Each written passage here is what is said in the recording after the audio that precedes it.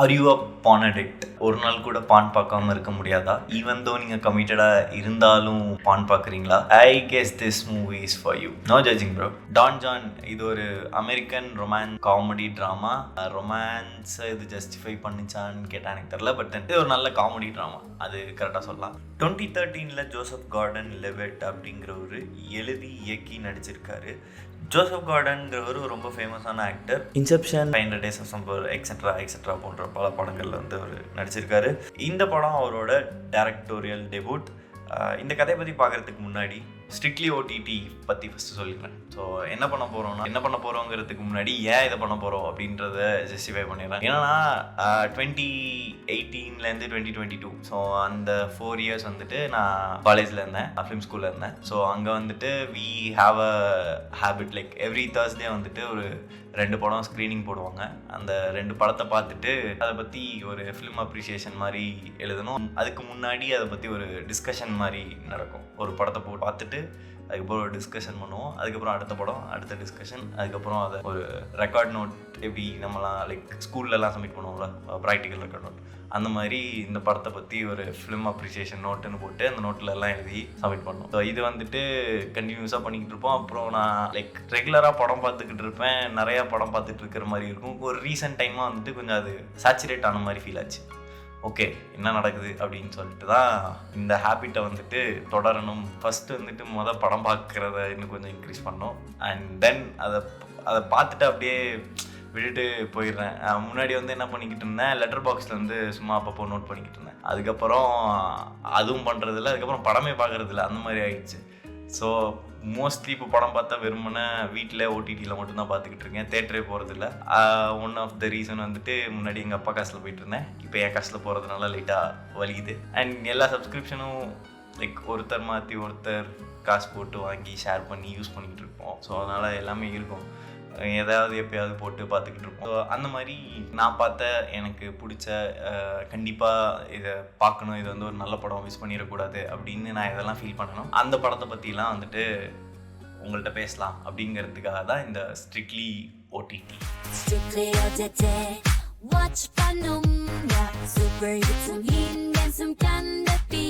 வெறுமன ஓடிடிஸில் இருக்க படம் பற்றி மட்டும்தான் பேசுவோம். அதனால தான் ஸ்ட்ரிக்ட்லி ஓடிடி. அது எங்களுக்கே தெரியும் படம் என்ன அப்படின்னீங்கன்னா ஓகே ஃபைன். ஸோ ஃபர்ஸ்ட் படம் வந்து டான் ஜான். இந்த படத்தோட பிளாட் பற்றி பார்த்தலாம். ஒருத்தன் இருக்கான், அவன் பேர் ஜான். அவனை வந்து அவன் ஃப்ரெண்ட்ஸ் எல்லாம் வந்து டான் ஜான் அப்படின்னு தான் கூப்பிடுவாங்க.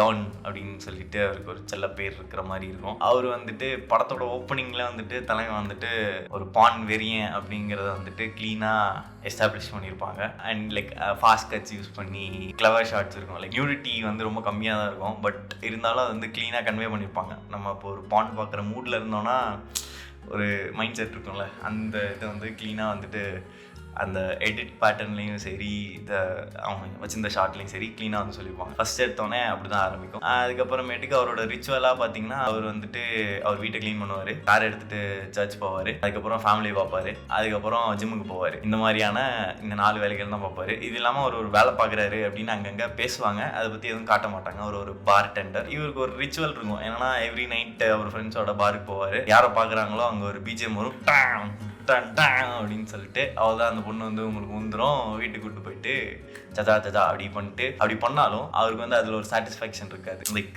ஈவன் தோ என்னதான் எல்லாமே கிடைச்சாலும் அதை வந்து ஒரு க்ளீனாக டிஃப்ரென்ஷியேட் பண்ணி எக்ஸ்பிளைன் பண்ணியிருப்பார். அதனால் அந்த பொண்ணு வந்து பெட்டில் போட்டு அவர் போய் லேப்டாப் எடுத்து அவர் வேலையை பார்க்க ஆரம்பிச்சிருவார். இந்த மாதிரி ரெகுலராக நடந்துகிட்டே இருக்கும். திடீர்னு வந்துட்டு ஒரு பொண்ணு வருவாங்க, பாப்ரா அப்படின்னு சொல்லிட்டு.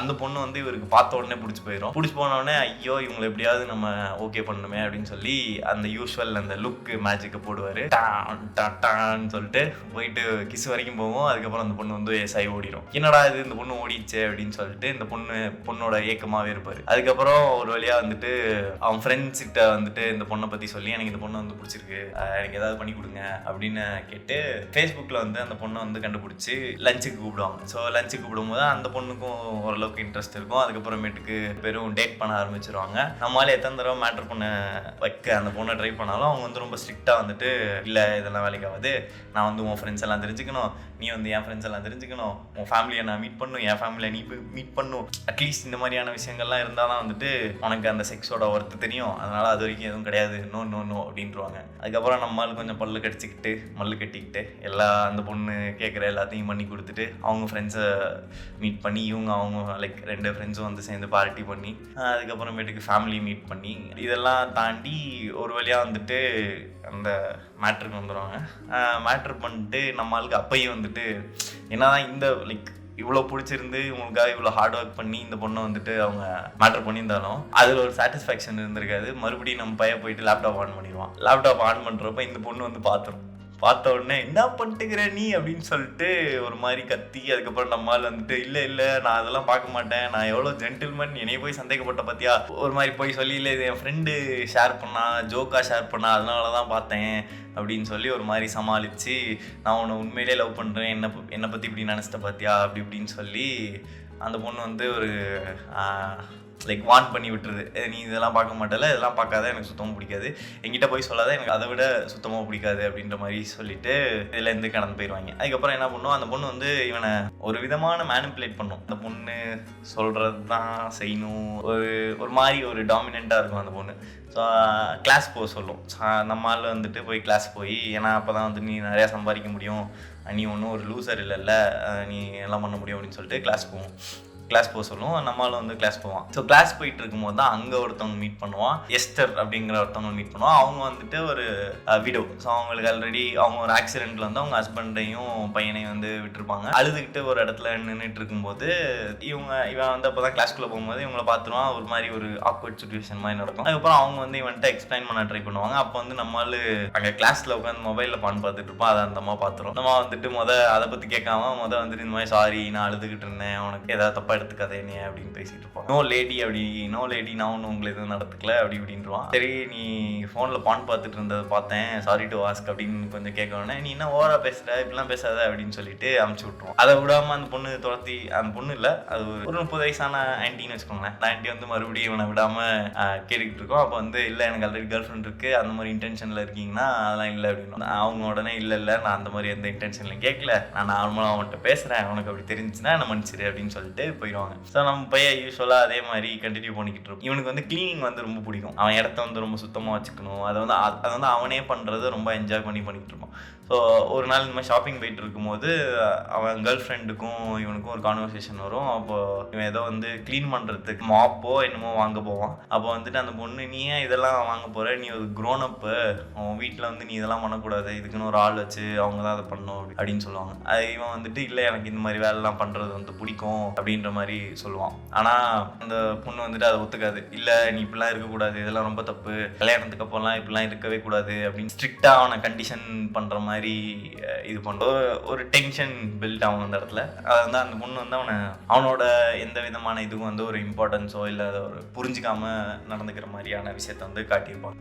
அண்ட் அதை அப்படியே கண்டினியூ பண்ணி கிளாஸுக்கு போயிட்டு இருப்பான். அங்கே மறுபடியும் அந்த ஆன்ட்டி கூட ஒரு கான்வர்சேஷன்லாம் நடக்கும். திருப்பி வீட்டுக்கு வரும்போது அவன் கேர்ள் ஃப்ரெண்ட் வந்துட்டு அவன் லேப்டாப்பில் இருக்க ஹிஸ்ட்ரியை பார்த்தோம். நம்மளால் தான் வந்து பெரிய டெக்கிலாம் இல்லை, பார்த்துட்டு அப்படியே விட்டுருவா அப்படி போல. அவருக்கு ஹிஸ்ட்ரி நோட்டில் போய் சேவ் ஆகுன்னு கூட தெரிஞ்சிருக்காது.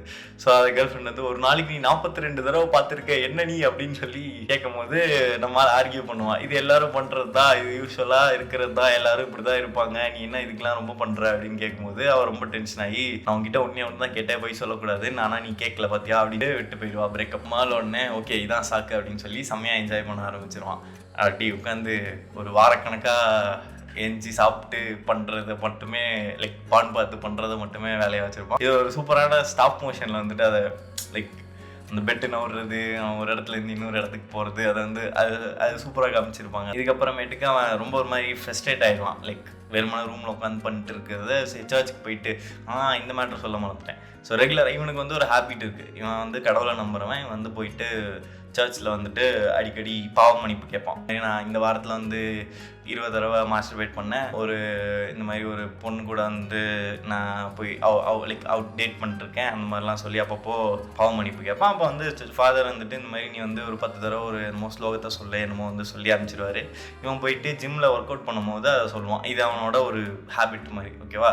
அந்த வாரம் எண்டில் சர்ச்சுக்கு போகிறப்போ ரொம்ப ஃப்ரஸ்ட்ரேட்டடாக இருப்பான். அப்போ வந்து ஒரு கார் கண்ணாடி அடித்து உடச்சி சர்ச்சுக்கு போயிட்டு அந்த ஃபாதர்கிட்ட எப்பயும் போல் இந்த மாதிரி இந்த வாரம் வந்துட்டு நான் எப்பயும் போல் இல்லாமல் நிறையா தடவை பண்ணிட்டேன் அப்படி இப்படின்னு சொல்லி மன்னிப்பு கேட்பான். ஃப்ரெண்டுக்கு வந்து இவன் இது ஃப்ரஸ்ட்ரேட்டாக இருக்கிறதெல்லாம் தெரிய வந்து ஃப்ரெண்டு ஒரு நாள் வீட்டுக்கு வந்துட்டு இவன் கிளாஸ் போகிறத நிறுத்திடுவான். அவன் ஃப்ரெண்டு வந்து வீட்டுக்கு வந்துட்டு என்னடா நீ ஏதோ கார் கண்ணாடியெல்லாம் வச்சான், என்ன ஆச்சு, என்ன பேச மாட்டியா அப்படின்னு சொல்லி கேட்பான். உடனே வந்துட்டு இந்த மாதிரி அந்த பொண்ணு வந்துட்டு போயிடுச்சு, நான் பான் பார்க்குறேன்னு சொல்லிட்டு போயிடுச்சு. இதோ ஒரு விஷயம்னு சொல்லிட்டு அந்த பொண்ணு போயிடுச்சா அப்படின்னு சொல்லி நக்கலாக கேட்பான். அப்புறம் ஆமாண்டா இதுக்கெல்லாம் என்ன டென்ஷன் ஆகிட்டு இருக்க விட்றா அப்படின்னு சொல்லிட்டு, சரி கிளாஸ் தான் முடிக்க போறீல அதை ஏன் பாதியில் விட்ற, அதை போய் கண்டினியூ பண்ணி முடிச்சிரு அப்படின்ற மாதிரி சொல்லி மறுபடியும் கிளாஸுக்கு போக ஆரம்பிப்பான். ஸோ மறுபடியும் கிளாஸுக்கு போகும்போது அந்த ஆன்ட்டி இருக்காங்கல்ல, எஸ்டர் ஆன்ட்டி வந்துட்டு இவனாவே போய் அவங்கள்ட்ட பேசும்போது அவங்க இந்த மாதிரி என்ன பிரச்சனை என்னன்னு கேட்பாங்க. அப்போ வந்து அதுக்கு முன்னாடி 2 பேருக்கும் காரில் வந்து ஒரு மேட்ரு ஆயிரும். மேட்ரு ஆனதுக்கு அப்புறமேட்டுக்கு தான் இதெல்லாம் கேட்பான். ஸோ அவன் வந்து சொல்லுவான், இந்த மாதிரி என் கேர்ள் ஃப்ரெண்ட் வந்துட்டு நான் பான் பார்க்குறேன்னு போயிடுச்சு அப்படின்னோட அவன் இல்லையே அப்படின்னு சொல்லிட்டு அவங்க கண்டுபிடிச்சிருவாங்க. ஸோ ஒரு தடவை உன்னை வார்ன் பண்ணியிருக்கா, அதுக்கப்புறமேட்டுக்கு நீ மறுபடியும் அதை பார்த்துருக்க, அதை கண்டுபிடிச்சிட்டு இது பண்ணிட்டா அப்படின்னு சொல்லி அவங்க ஒரு மாதிரி அவனை க்ளீனாக ஜட்ஜ் பண்ணி பேசுவாங்க. அதுக்கப்புறமேட்டுக்கு அப்போ நீ ஒரு பான் அடிக்டா அப்படின்னு வந்துட்டு அவன்கிட்ட ஒரு கான்வர்சேஷன் வைப்பாங்க. அப்போ வந்து அப்படின்லாம் இல்லை, ஆனால் எனக்கு வந்துட்டு ஏதோ லைக் நிஜமாவே மேட்ரு பண்ணுறத விட அது பண்ணும்போது எல்லாத்தையும் மறந்து ஃப்ரீயாக இருக்கிற மாதிரி இருக்கும், எனக்கு ஒரு மாதிரி ஒரு நல்லா இருக்கும், ஒரு நல்ல ப்ளசண்ட்டாக இருக்கும் அப்படின்ற மாதிரி சொல்லுவோம். அதுக்கு அவங்க உடனே அப்போது நீ ரொம்ப ஒன் சைடடாக திங்க் பண்ணுற, லைக் செக்ஸுங்கிறது ஒரு டபுள் சைடடான விஷயம் அப்படின்ற மாதிரி ஒரு கான்வர்சேஷன் போகும். இந்த மாதிரி நீ முடிஞ்சால் வந்துட்டு பான் பார்க்காம மாஸ்டர்பேட் பண்ணு அப்படின்ற மாதிரி சொல்லிட்டு விட்டுருவாங்க. தலைவன் வந்து அதே மாதிரி ஒரு வாரம் ஃபுல்லாக ட்ரை பண்ணுவான். அடுத்த கிளாஸ் நெக்ஸ்ட் வீக் அவங்க கிளாஸில் மீட் பண்ணும்போது நான் இந்த வாரம் ஃபுல்லாக பார்க்கல, அப்போ அப்படி உங்கள்கிட்ட பேசணும்னு சொல்லி 2 பேரும் வீட்டுக்கு போயிடுவாங்க. வீட்டுக்கு போயிட்டு அங்கே ஒரு மாதிரி வந்து ஓப்பன் அப் பண்ணுவான் எல்லாத்தையும். இந்த மாதிரி ஆமாம் என்னால் வந்துட்டு பண்ண முடியல, பான் இல்லாமல் அப்போ நான் அடிக்டடாக தான் இருந்திருக்கேன் போல் அப்படின்ற மாதிரி அவங்கள்ட்ட பேசுவான். அவங்களும் வந்து இதெல்லாம் அவங்க அந்த பழைய கேர்ள் ஃப்ரெண்ட் வந்து இதெல்லாம் பண்ணியிருக்கணும். பான் அடிக்டாக இருக்கான்னு தெரிஞ்ச உடனே என்ன பிரச்சனை, ஏன் இதை பண்ணுற, இதை ஏன் பண்ணாமல் இருக்கணும் அப்படின்ற மாதிரியான விஷயத்த அவங்க சொல்லிக்கணும். ஆனால் இவங்க வந்து கொஞ்சம் கிளியராக எக்ஸ்பிளைன் பண்ணி, ஸோ செக்ஸுங்கிறது 2-வே திங், அது எப்போ உனக்கு கம்ப்ளீட்டாக கிடைக்குதோ அப்போ தான் நீ வந்துட்டு அதை கம்ப்ளீட்டாக உணர்வ அப்படின்ற மாதிரி சொல்லுவாங்க. அதுக்கப்புறம் அவங்க 2 பேரும் லைக் பேசி பகிர்ந்துக்கிட்டு மேட்ரு பண்ணுவாங்க. ஸோ இந்த தடவை இவனுக்கு வந்து ஒரு டிஃப்ரெண்ட்டாக ஃபீல் ஆகும். இந்த செக்ஸ் வந்துட்டு ஒரு மாதிரி இதை அவன் செக்ஸ்ன்னு சொல்லாமல் லவ் மேக்கிங்னு சொல்லுவான். இவ்வளோ நாளையும் வந்து அந்த டேர்ம் யூஸ் பண்ணியிருக்க மாட்டான். இப்போ தான் வந்துட்டு ஓகே எனக்கு அவங்க கூட I made love with her அப்படின்ற மாதிரி சொல்லுவான். தலைவன் சர்ச்சுக்கு இந்த வாரம் போகிறப்போ அவன் வந்து டிஃப்ரெண்ட், அவனை சுற்றி எல்லாமே டிஃப்ரெண்ட்டாக இருக்குது அப்படின்ற மாதிரி அவன் ஃபீல் பண்ணிக்கிட்டு இருக்கான். அப்போ வந்து சர்ச்சுக்கு போயிட்டு இதை எக்ஸ்ப்ரெஸ் பண்ணுறான். ஆனால் அந்த ஃபாதர் வந்துட்டு திருப்பி அவங்க எப்பயும் சொல்கிற அதே பனிஷ்மெண்ட்டை அவனுக்கு கொடுத்து அனுப்பிச்சிடுறாங்க. அவனுக்கு ஒரு மாதிரி கடுப்பாயிருங்க, என்னடா இது அப்படின்னு சொல்லி. ஏன்னா அந்த செக்மெண்ட் உண்மையிலே ரொம்ப சூப்பராக இருந்துச்சு. அதுக்கப்புறம் இன்னொரு மேட்டர் இருக்கும். அவன் ஃபேமிலியில் ஒரு தங்கச்சி ஒன்று இருக்கும். அந்த தங்கச்சி வந்து எப்போ பாரு ஃபோனே பார்த்துக்கிட்டு இருக்கும்.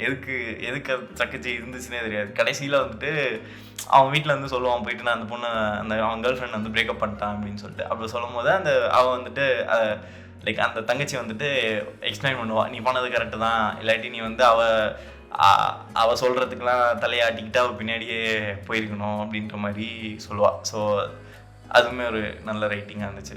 ஓவராலாக இந்த படம் வந்து லவ், லஸ்ட், செக்ஸ் இது 3த்தையுமே வந்து ரொம்ப கிளியராக வந்து எக்ஸ்பிளைன் பண்ணியிருக்கோம். கண்டிப்பாக வந்து இந்த படத்தை அமேசான் ப்ரைமில் இருக்குது, போய் வாட்ச் பண்ணுங்கள். தனியாக பார்த்தீங்கன்னா ரொம்ப நல்லது, ஏன்னா இது ஒரு அடல்ட் கண்டென்ட்டான மூவி. அண்ட் தனியாக பார்க்கும்போது எனக்கு தெரிஞ்சு இன்னும் கொஞ்சம் கனெக்ட் ஆகி இன்னும் கொஞ்சம் புரிஞ்சிக்க ட்ரை பண்ணுவீங்கன்னு நினைக்கிறேன். Watch Don John.